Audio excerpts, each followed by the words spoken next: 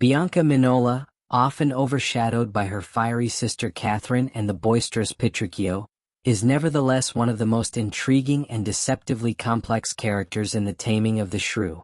Presented initially as the model of obedience, modesty, and feminine sweetness, Bianca quickly becomes a point of comparison, tension, and irony within Shakespeare's exploration of gender roles. Far from being a mere passive ideal, she gradually reveals dimensions of shrewdness, autonomy, and strategic performance. Her contrasting presence is crucial to the play's structure and thematic landscape. Role in the narrative. Bianca catalyzes the entire plot. Her desirability sparks a series of disguises, schemes, and competitive intrigues that shape the play's romantic subplot. Licentio, Hortensio, and Gremio all pursue her, and their rivalry provides the comedic momentum for much of the action. Bianca's inability to marry until Katherine does further entangles the characters, pressuring Baptista to find a solution for his elder daughter and enabling Petruchio's dramatic entrance. Bianca's courtship scenes function as a structural counterpoint to Katherine and Petruchio's tumultuous dynamic. Whereas Kate's romance is unruly, combative, and psychologically intense, Bianca's appears orderly, courtly, and conventional. Yet Shakespeare gradually destabilizes this contrast by revealing that Bianca's charm may conceal cunning. Her willingness to entertain multiple suitors simultaneously, her participation in deception, and her subtle control over the pace of her own courtship suggest that Bianca is far from passive. Instead, she manipulates the suitor's expectations and enjoys the freedom that comes with being the ideal daughter. In Act V, during the banquet scene, Bianca's refusal to obey her new husband, Licentio, becomes the narrative's final ironic twist. Katherine, long considered the rebel, submits to Petruchio, while Bianca, once praised for obedience, asserts her independence.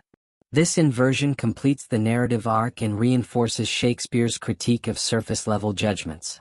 Symbolic significance. At the play's beginning, Bianca is a symbol of the Renaissance ideal, demure, silent, modest, and obedient.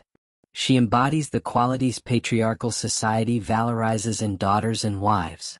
Baptista favors her. Suitors fawn over her. Society celebrates her compliance. Yet Shakespeare uses this symbolism to expose the limitations and hypocrisies embedded in such ideals. Bianca's conformity grants her privilege and power, but also forces her into a prescribed role she may not fully embrace. As the play unfolds, she destabilizes the ideal from within by asserting independence, making autonomous choices, and resisting her husband's commands. Bianca is Katherine's foil, symbolically functioning as the light to Kate's shadow. Their contrasting personalities intensify the extremes of both characters. Bianca's gentleness emphasizes Katherine's rage. Katherine's honesty highlights Bianca's strategic politeness. Much of Kate's bitterness originates from the unequal treatment the sisters receive. Bianca thus symbolizes the social pressure that shapes Kate's shrewishness. Kate is punished for behaviors that Bianca, under the surface, also engages in: manipulation, autonomy, and assertiveness. The sisters' dynamic becomes symbolic of how patriarchal systems divide women by rewarding compliance and punishing resistance. Bianca's involvement in the play's elaborate use of disguises positions her as a symbol of performance and hidden identity. She accepts tutoring from disguised suitors, responds differently to each depending on her preference, and ultimately participates in the elopement ruse. Her outward innocence masks her ability to navigate complex social games.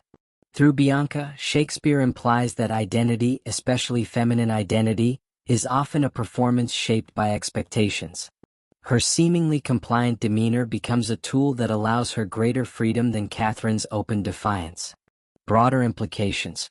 Bianca illustrates the rewards and dangers of conforming to societal expectations. She gains admiration and freedom, but risks losing her identity.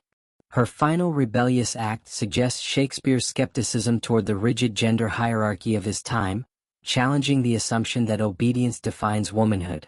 Bianca's marriage, unlike Katherine's, begins in romance but ends in irony. Licentio believes he has won an ideal bride, yet quickly discovers that Bianca will not play the submissive role he assumed she embodied. This suggests that marriage is a negotiation between equals rather than a hierarchy of command and obedience. Bianca's character warns against judging individuals by outward appearances. The polite sister is not necessarily the obedient one. The rebellious sister is not necessarily the disobedient one.